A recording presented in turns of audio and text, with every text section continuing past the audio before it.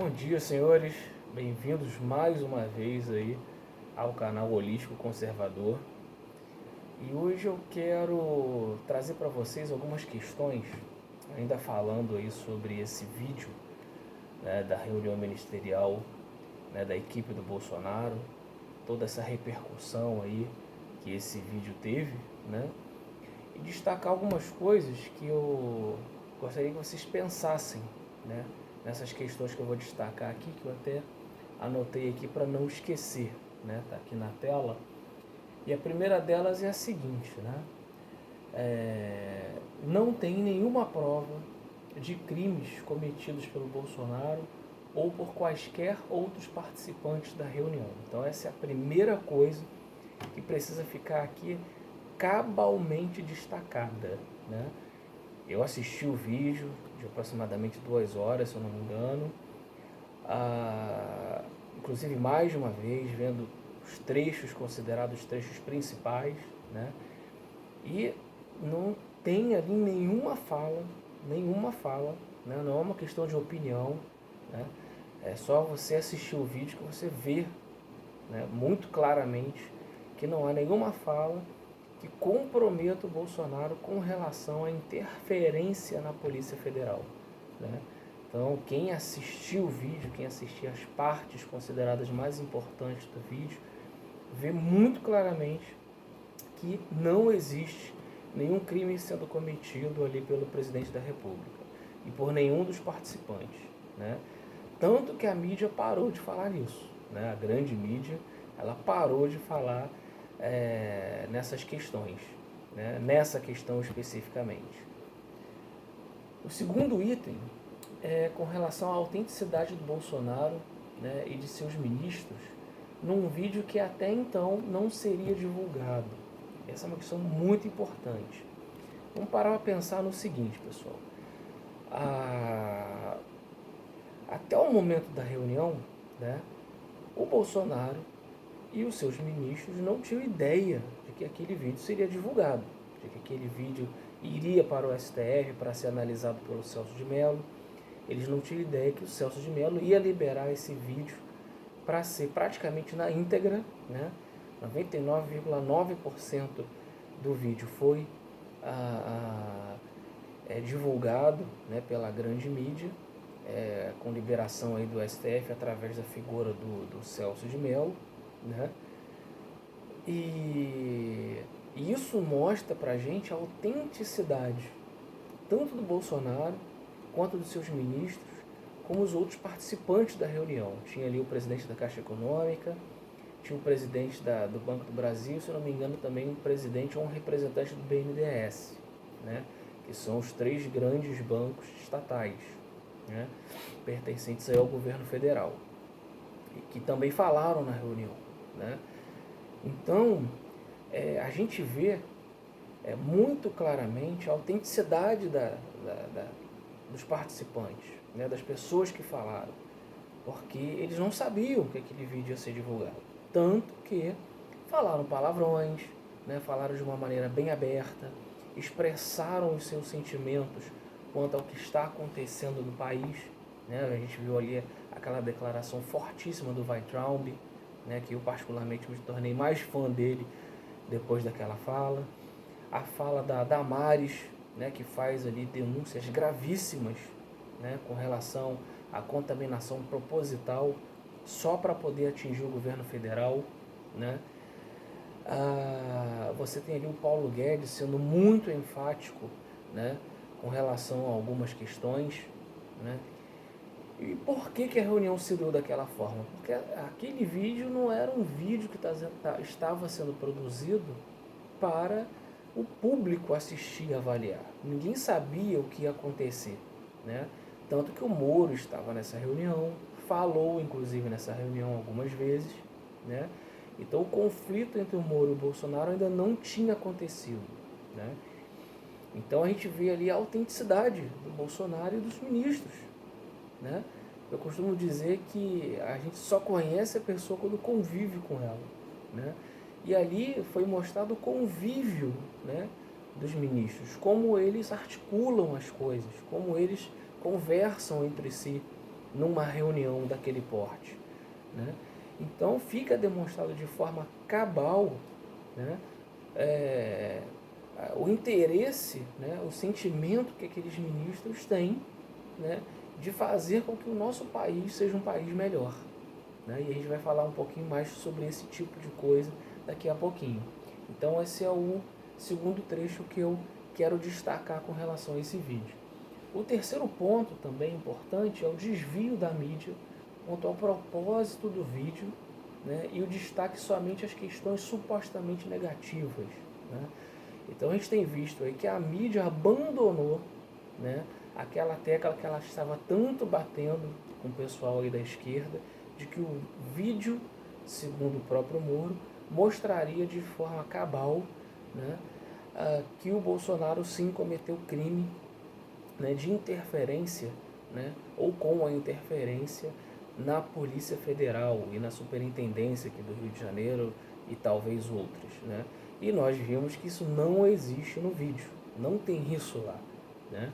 Então a mídia abandonou essa tese, ela abandonou essa acusação com muita ansiedade para obter isso no vídeo. Eles viram que não tem. E o que a mídia está fazendo agora? Está batendo no governo federal, no Bolsonaro, nos seus ministros, né, com relação às coisas que ela, a grande mídia, né, considera negativa, né, que eles consideram negativo, né? Como que? Palavrões. Bolsonaro falou palavrões, os ministros falaram palavrões, como se ninguém falasse palavrão, né? É uma coisa impressionante, né? Será que esses âncoras, será que o pessoal da esquerda, será que ninguém fala palavrão? Todo mundo é puritano ao ponto de não xingar, né? Teve, acho que se não me engano, foi a Veja que contou quantos palavrões Bolsonaro disse e quantas vezes ele xingou numa reunião que durou ali aproximadamente 2 horas. Então vejam a intenção e o trabalho que um elemento da grande mídia teve, né? É de destacar a quantidade de palavrões e quantas vezes o Bolsonaro xingou, né? E tem aí essa galera da esquerda ainda dizendo que o Bolsonaro não tem condições de conduzir o Brasil no cargo que tem por causa dos palavrões que falou. Essa é a acusação que essa galera tem contra o presidente da República, né? Avaliar a capacidade de uma pessoa através da quantidade de palavrões que ela fala. Pelo amor de Deus, né, pessoal? É muita vontade de atingir o governo federal, né? Muita vontade de derrubar uma pessoa. É uma luta pelo poder tão grande que as pessoas se prendem a coisas banais como essas. E por último, né? Aí aqui é o que a gente já tinha comentado até no vídeo anterior. É porque a grande mídia não destacou as questões positivas discutidas na reunião. Cara, uma reunião de quase 2 horas, né?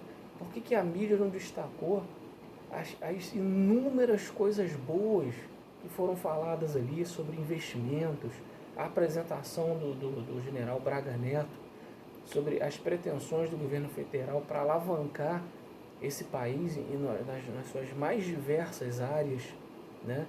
Denúncias graves, né, que ali a Damares pronunciou, né?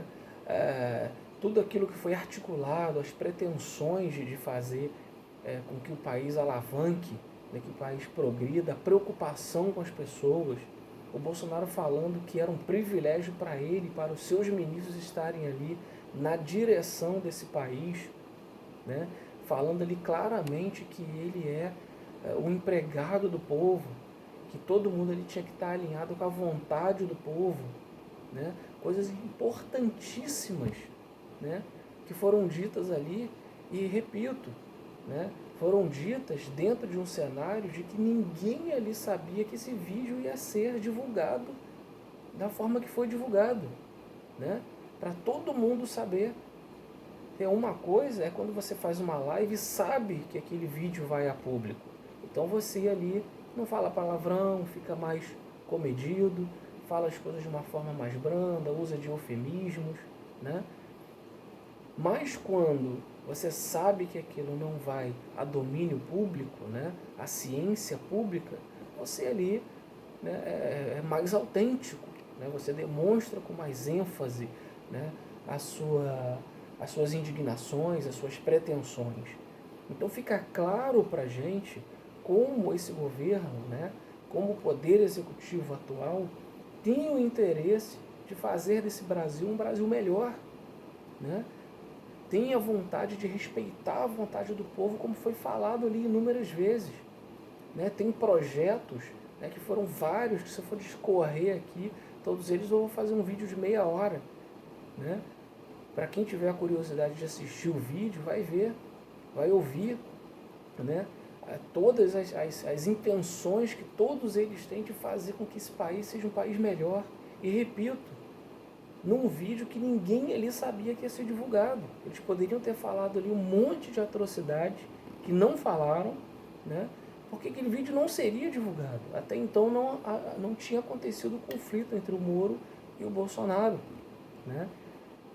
Então, vamos pensar, pessoal, né, nessas questões que eu destaquei aqui, nessas 4 questões. Por que essa grande mídia só pegou coisinhas pequenas, né, como o presidente da Caixa falando, por exemplo, que era uma frescura esse negócio de home office, mas ele falou isso dentro de um contexto, né, de que ali ele tem pessoas trabalhando nas agências, né, e que as agências têm que ficar abertas, né? E ele falou de frescura de home office nesse sentido. Você consegue captar isso no vídeo, né? Fazendo uma denúncia grave da Band pedindo dinheiro, né? O Bolsonaro ali desabafando várias denúncias graves. Por que a grande mídia não destacou isso? Mas não, né? Vamos destacar a quantidade de palavrões, vamos destacar que o presidente falou palavrão. Vamos esquecer da mola propulsora que fez esse vídeo e ao STF, que foi o Moro ter dito que no vídeo é provado de forma cabal que o Bolsonaro sim tinha intenções de interferir na Polícia Federal e não tem nada, né? Então, são coisas que a gente precisa refletir, né, a respeito desse vídeo.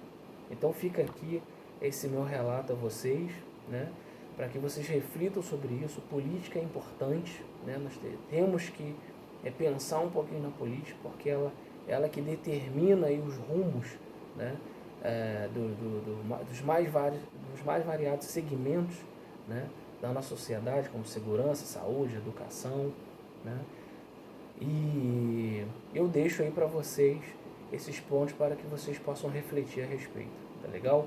Até o próximo vídeo aí, um abração para vocês.